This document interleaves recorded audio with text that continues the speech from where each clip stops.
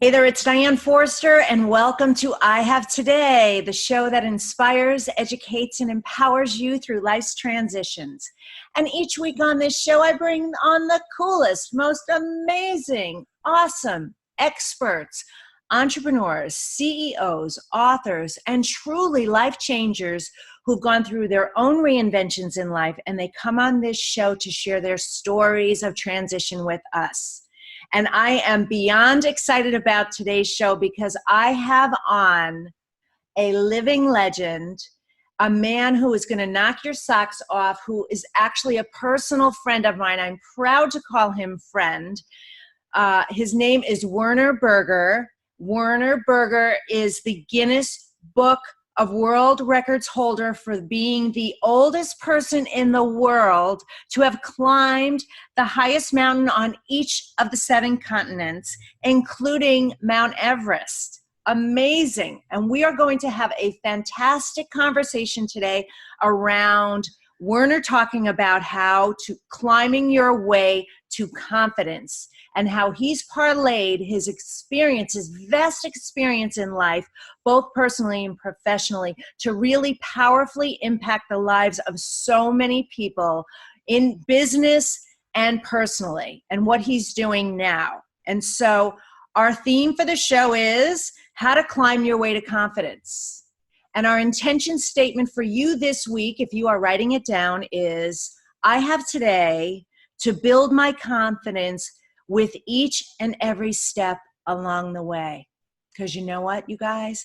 That is the process. It is a step by step by step process. So Werner, welcome to the show.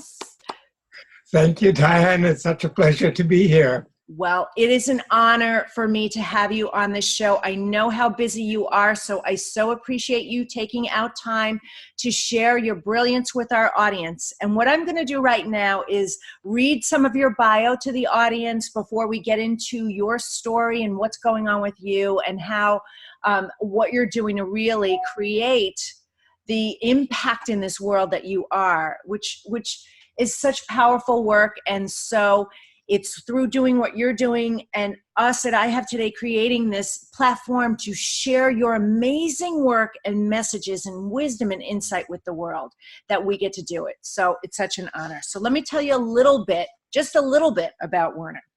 Werner Berger is founder and president of Meet Me at the Top and Strategic Results International. The latter, a consulting firm dedicated to transforming corporations into opportunities of unprecedented fulfillment and success, focuses on co-creating vibrant workplaces in which employees pride themselves for creativity and high performance. Clearly, this translates into higher morale, lower stress, less sick leave, and a distinct competitive advantage. Uniqueness counts, and this is exactly what Werner brings to his clients around the world. His background of growing up in South Africa with limited means, no electricity, no running water, and no telephone, coupled with his drive to excel through school and 2 postgraduate degrees, was a significant undertaking in itself. Then taking over a small business at age 27 and growing it from 17 to 94 employees in 7 years, and then retiring at the age of 42 became the stepping stone for part 2 in Werner's life. After 4 years of his retirement, Werner embarked on a 26-year corporate consulting career, which was followed by his climbing adventures. The latter took him to conquer the 7 summits, including the top of Mount Everest, and into world record books. Amazing, amazing, amazing. His successful climb of Mount Everest, 56 days short of his 70th birthday, became the crowning glory of the 7 Summits quest. He brings the vitality of high altitude climbing and diverse life experiences into the public domain for change and into his corporate consulting, development, trainings, and adventure and travel. Werner, I could go on and on. I mean, your bio reads like this unbelievable Bible. So welcome to the show. I don't want to read the whole thing in the Bible. I want you to be sharing this story with our audience. So wow. Well, I've personally known Werner for 6 years now. It's going on 6 years, and have had the pleasure of spending time with him, both in networking settings and personally. And I can tell you, his heart is pure gold. This man is so special. And so, Werner, please share a little bit about more of your story with our audience about what's going on with you right now. Oh my gosh, where to start? I just finished the rough draft of a book on leadership, and it's different from all of the leadership books that I've been seeing. And it really looks at people in general as leaders, not just people in position power. Because it's my belief that every parent or every partner is in fact a leader, and how they lead, and especially who they are being, which of course ties in completely with internal confidence. And it doesn't mean braggadocio. It just simply means knowing who I am is not only going to determine the future of our, excuse me, the future of our corporations, but the future of our society. Because kids learn who they are, or should learn who they are, in their parental home and in their early formative years. And if that doesn't happen, life can be struggle and effort, which we see for so many. Yes, so true. I love that, because you're right. We are all leaders. We're the leaders of our lives, right? And as a parent as well, I know for myself, my children, my twins grew up in a household with you know, we were married at the time, but two parental role models who were successful, you know, in their careers, and they saw a lot of leadership, strength, independence, confidence, decision-making skills, things that, you know, and of course, many mistakes too, by the way, but I see what you're saying right now, what a positive impact that had on them to create them to be the independent leaders that they are, driving the bus of their own lives right now. Okay, wow, okay. So true. Well, I'm excited about your book. I can't wait for it to come out. I can't wait to read it. So, okay, well, take us back a little bit, because, you know, you're the, I hate to say the word oldest, because age is a number, but you will be, and this episode is coming out, I think the day before your 82nd birthday, 82 years old. And you are still out, you are still climbing, you are still leading, you are still impacting. Like nothing slows you down, man. It's just so awesome. So what do you attribute that to? I think a number of things. First of all, absolutely recognizing that life is a journey, and we are masters of that journey. And part of that journey absolutely is good health. If you don't have your health, you really have nothing. I've spoken to people with millions of dollars in the bank that would gladly give up their riches to have another 10, 20 years of healthy living. So that's part of it. Also, always remaining active, always looking for something more exciting to do, something that's different. Maybe I'm a bit of an addict to live outside of the comfort zone, or that's what some people have said. But I don't think that's true. I think I'm an addict for living in the moment, for living in the present. And I really did not know. I really did not know what that meant until I started climbing. Wow. Because you cannot be on a mountain for days and days and days and days. And it doesn't mean, you know, the claw climbing. It could be high altitude hiking, like Mount Kilimanjaro, for example, at 19,341 feet is a high altitude climb. And you can do it in 5 days. preferably you would do it in the 7 days to give your body a bit more of a chance to adapt to altitude. And when you're on a mountain, you're not thinking of yesterday. In fact, there is no yesterday. You're not thinking of tomorrow. The only thing you're thinking about or are aware of is the present. And when I live in that space, hour after hour, day after day, I absolutely experience a shift in being. Yes. And that shift in being is really quite dramatic. And it correlates with literally being in love with the environment, just being one with the majesty of what surrounds us, being in love with the people that we're with, and really seeing their struggles, and not only being aware of my own struggles, because at altitude, everybody struggles. And, you know, the more skills you have about how to climb or how to walk at altitude, of course, the less the impact. However, the impact is still there. You're always pushing against the barrier of altitude. And you cannot do that without being in the moment. And that is addictive. And when I come back and I think of those experiences, it's almost always like, wow, I did that, or I experienced that.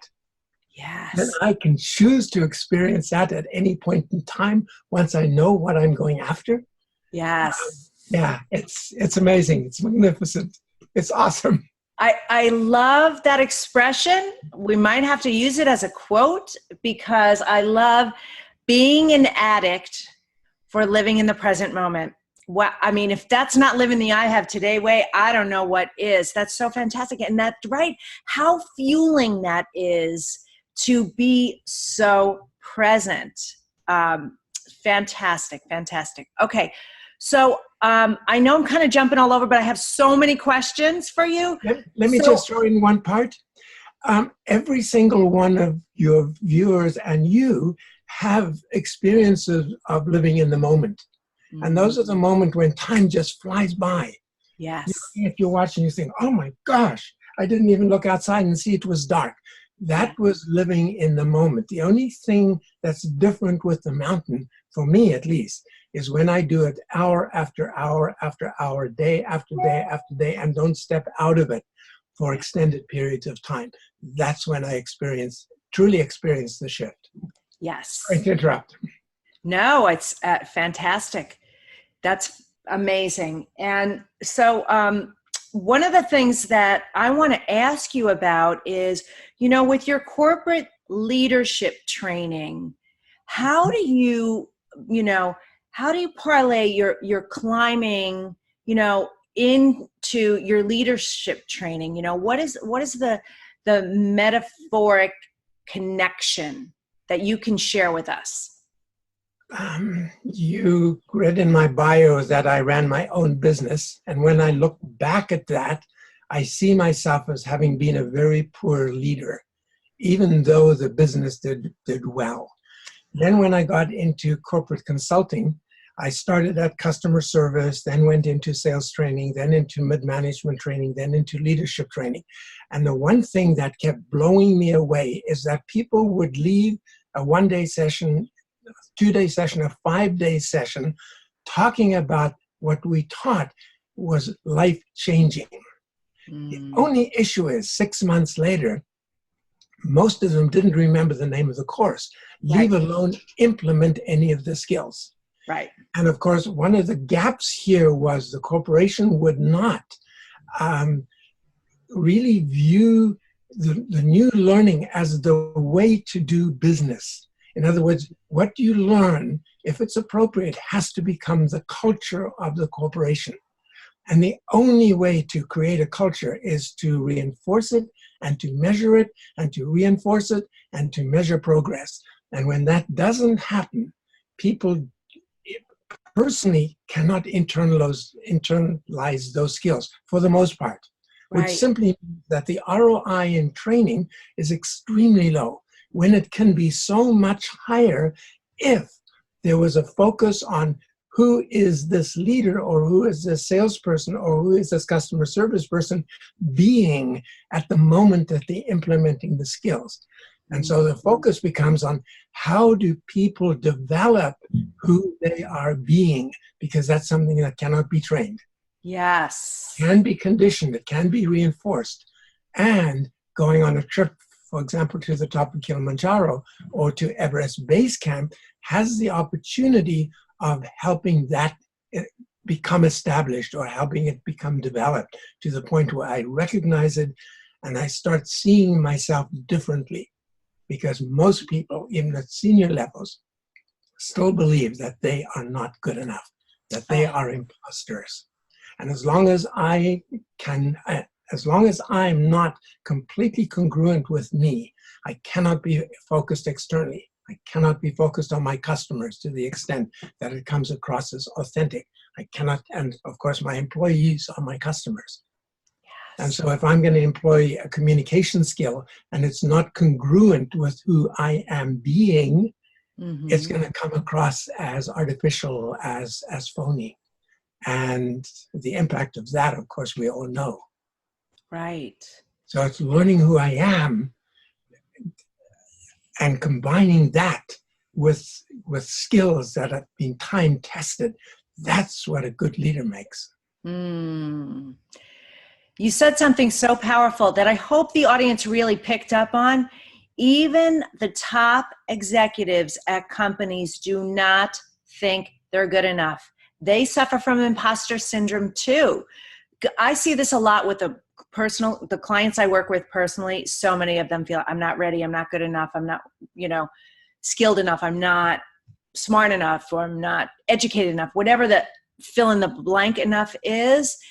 And it's so interesting how you do that with impacting these leaders who are running these large corporations. It's small businesses and large companies too. But when you think about that, what the impact is, like you said, on a diminishing ROI, where it could be so much. So you're leaking business. You're leaking energy in ways because they're not really in touch with who they really are, in full acceptance. And let's talk about confidence. Confidence is where that comes in, right? Confidence in knowing there's plenty that I know, there's plenty that I don't know, that I'm a work in progress, and I'm moving towards getting to being, like you said, a better version of myself each and every day, right? In like you said, in that being present moment by moment by moment, So fantastic. I love everything that you stand for, Werner. It's so and it's really not about them not being good people.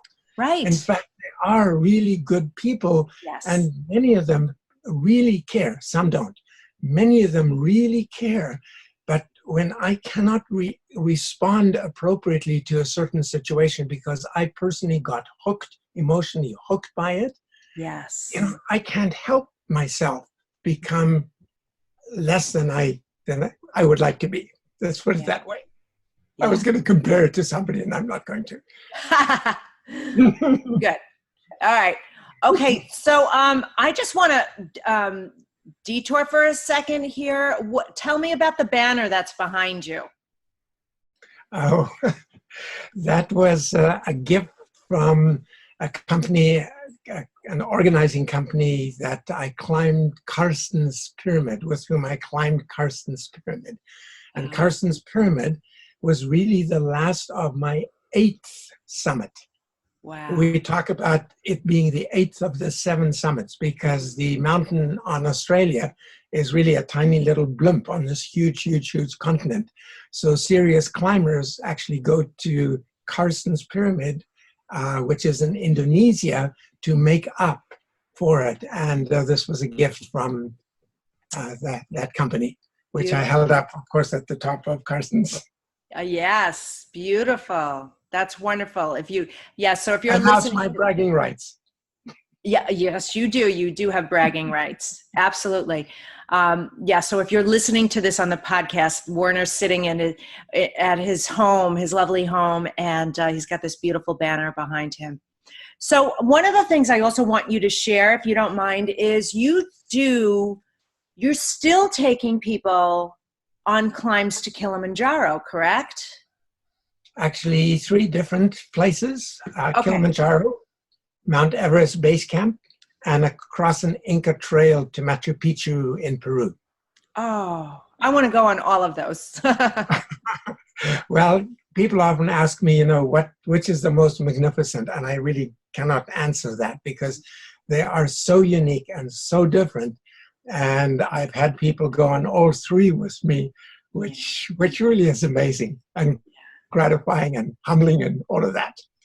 That's fantastic. Yeah, and you said something else that I want to touch on. Base camp. Mm-hmm. How does base camp equate to personal development? Because I know there's a connection there. I've seen you speak, and it's so powerful when you talk about this. So explain that to our audience about the significance of base camp in climbing, and then how that relates to your life and in business. Mm-hmm. I can look at it from the hero's journey perspective. And we know the hero's journey is that somebody has an idea, and then there's this down sense of, I can't do this, I'm not good enough. And then there's a period of going through the fire and coming out at the other end. It is somewhat similar to that. People have the idea, wouldn't it be magnificent to be in the Himalaya and see these fabulously tall mountains on either side, snow-capped, and I'm in a valley here where crops are growing at maybe 70, 75 degrees, and these towering giants are just so magnificent. So I have the idea of wanting to do that. Then I go, and the rarefied air fairly quickly gets us if, we don't adapt to it the way we need to. And it doesn't matter how fit you are, everybody will go through a period of bodily or physical stress, especially because the fitter you are, the faster you go, the more taxing it is on the system. The slower people sometimes are actually stronger on the mountain because they will also learn the skills on how to climb more rapidly. Yes. And then, of course, we get to the end. And by the way, I took 40 people with my first climb. Wow. First trek. The youngest was 18, the oldest was 84. Every single person made it, and usually the dropout rate is around 45%. Wow. Anyway, when you then get to the end, you start realizing that that wasn't the pinnacle. The journey was the pinnacle. Mm-hmm. It was all about the journey and the magnificence of these surroundings. And really having the privilege of finding myself in this amazing world. Yes. I have goosebumps even talking about it because it really is that stunning. Yes. To be in that space, to sometimes be so exhausted that you don't think you can take another step, and you can. Yes. Because your body can adapt, can adjust, can do what it needs to do. Now, of course, if altitude sickness kicks in, we also know that. But fortunately, the way we do it, it has not happened. But if it did, there's a way to deal with that very rapidly. So, there's no risk really. Right. But there appears to be very high risk at times. Yes. Even though there's no chance of falling because it is a high altitude hike. Yes. But the magnificence of it is really what stands out. And then actually there's something else, recognizing how magnificent our bodies are. Yes. And all we need to do is treat them right. And when we do that, they respond. And they're so much more capable of doing than we think we can do. Yes. We are so much more magnificent than we think we are. I know. It's so true. It's so powerful. And talk about building your confidence in experiencing that, just that, like you said, God, I did that. Mhm. So wonderful. Well, I know I'm going on a journey with you. I know it. I'm just going to put it in the calendar and I'm going to do it. Right? Because that's Everest also Base Camp next April. I do. What? Everest Base Camp next April. Yes. We've already Oh, got a partial team. next April. Okay. All right. Well, we will talk about that separately. So, okay. So you really sort of answered this question for me. I just want to validate it. How I ask every guest, how do you live the I Have Today way? And you're living it every day. You really are. And sometimes I fall off the wagon. Yep. And clouds come in. But I also know in those moments that there is a bright dawn at the end of the dark. Yeah. And I also know that if need be, on a moment's notice, I can pull myself out of a funk, especially when it's important, that something is going on where I have to show up and be present. I can do that. And that's what I've learned from the mountain. I did not know that. And what was I? I was 55, 56, my first trip into the mountains. I did not know I had that power. And most people don't. Right. Because most people grow up thinking they're not good enough. Which of course comes back to what extent are parents true leaders? Because it's the most important leadership function that they will ever have. And when you ask most people, do you see yourself as a leader? They'd say no, if they were truthful. True. Which well, you said something really powerful worth repeating to the audience. Werner said that he found out that he can pull himself out of a funk. You can do it too. We know the numbers of depressed people out there and suicidal people, and not that you're any of that. I'm just saying, and then the level of just not being happy at all, and that we all have these moments. It's just part of this experience, but you have the power to choose to get out of it in a moment's notice. You can absolutely do it. So thank you for sharing that.